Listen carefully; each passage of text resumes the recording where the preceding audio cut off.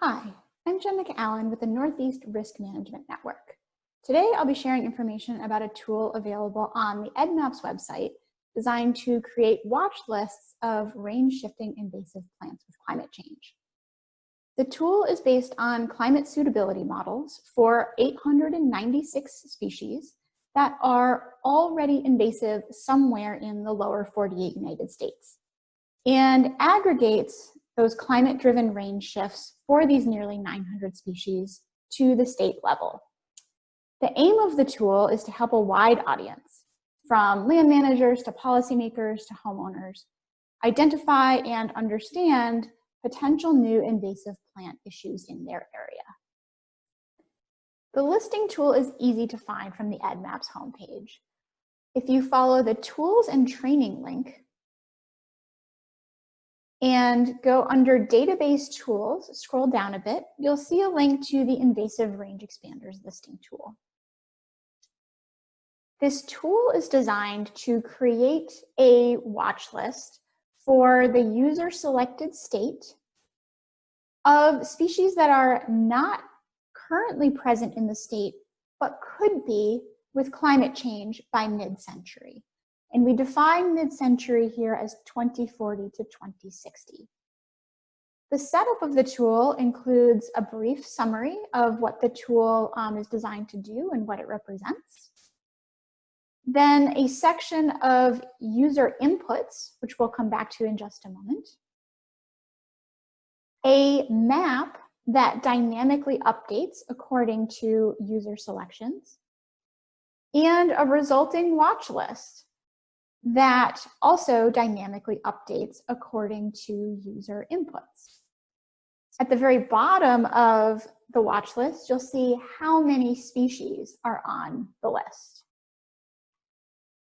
So if we scroll back up to user inputs, this is a state level tool. And so the first thing that you should select is what your focal state will be. So I'm going to choose Connecticut as my example. And you'll notice there's also a county option. It defaults to all counties, which means that all of the counties in Connecticut will be included in the resulting list. So essentially, the all counties option provides the state level watch list. The choose number of models, it has a short explanation according to the tooltip here, but this is where we have to talk a little bit about what underlies this tool, which are climate suitability models for 896 invasive plant species that are already present in the lower 48 states. In order to predict future climatic suitability or future ranges of these species, we have to use future climate models. And there's not just one best future climate model. There are many, many of them. And so a common approach is to use a breadth of future climate models to make these types of future predictions. However, it then also requires users to decide how many of those future climate predictions they want to consider for understanding the range dynamics of a given species, and then by extension, many species. And so this choose number of models asks the user to choose the minimum agreement between the 13 climate models, climate projections that underlie this tool for including a species on the watch list. So if we choose 13 models, that's saying that we require that all 13 of the future climate projections agree for a given species to say that Connecticut has suitable future climate. We could reduce that number all the way down to 1. So we could say we want any species that has any single climate model that indicates climatic suitability in Connecticut to be included on our watch list. So this is sort of one extreme of the precautionary principle. And if we scroll down just a little bit, if we choose one model, which is the minimum that you can choose, you'll see that we end up with 80 species on the watch list. So this is the most liberal interpretation of climatic suitability in Connecticut in the future. It has the lowest barrier to entry for the list. If we increase that to the maximum number, so we require that all of the models agree for a species to be included on the list, you'll see that that brings us down to 14 species. So this choose number of models really does have a considerable impact on the length of the list that will be returned by the tool. I'm going to choose 11 out of 13 models as the threshold for inclusion on the list. That means that about 85% of the models agree to include a species on the list. Users can also constrain how far away from the focal state the tool looks to identify candidate species for the watch list. So the default is to include species observed anywhere in the lower 48 states outside of Connecticut.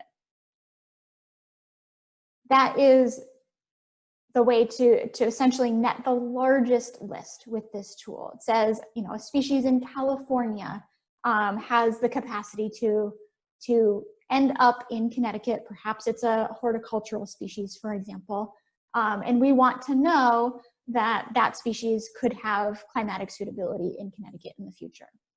However, you might also be interested in species that are closer to home.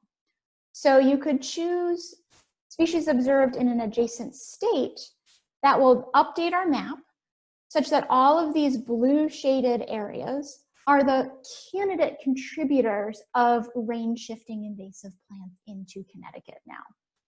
And so you'll see originally we had 14 species.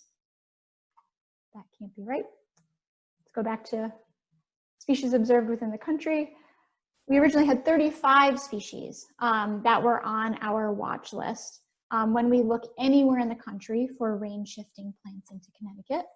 If we constrain that to only looking at species that are found in adjacent states but not yet in Connecticut, then our list is reduced to 24 entries. So the geographic constraints and the model consensus are the two different ways to manipulate how many species end up on the list, depending on what your personal priorities are or what your organization's priorities are for investigating range shifting invasive plants. Other geographic restriction options are species observed within a radius. So instead of following political boundaries, just following distance. And so, for example, there's a 100-mile radius. It's similar to adjacent states in this case, except we pick up a little bit of Maine, for example, parts of New Hampshire and Vermont. You can also choose species observed within an ecoregion. And so this option will identify all of the ecoregions that are present in Connecticut or whatever focal state you choose, and then look to locations across the country that are in the same ecoregion. And so you'll see in this case, we end up with a much larger portion of the eastern US as a candidate donor location for range shifting invasive plants into Connecticut. So once you are satisfied with your selections and you've landed on the watch list that you think is most appropriate for your application, you can easily download the list to your computer. It'll download an Excel file for you. You can always check out how many entries you have on the list and toggle through the list on screen. And we also recognize that these are species that might not be familiar to you yet. They're not in your state. And we've therefore linked both the scientific name and the common name to the species info page on EdMaps. So I'm just going to click on this first species name, and it immediately takes me to the species info page where you can learn a little bit more about the species. If you're interested in the details of the models that underlie this tool, you can follow this link to the scientific publication. It's free to download from that link. And finally, this is a tool that will be updated over time. And so if you'd like to contribute to the development of this tool and provide some feedback, there's a link in the lower right-hand corner that will take you to a form that allows you to provide that feedback. So I hope that this overview was a helpful look into this range shifter listing tool.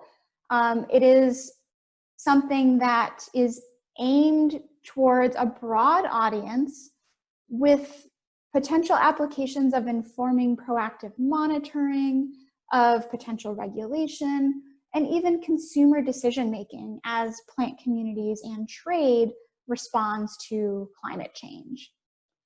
Forward-looking tools like these provide an opportunity to get ahead of species that are known problems elsewhere in the United States, and hopefully more efficiently use management resources. So thanks for listening. I encourage you to check out the RISC YouTube channel and RISC website if you're interested in learning more about the organization.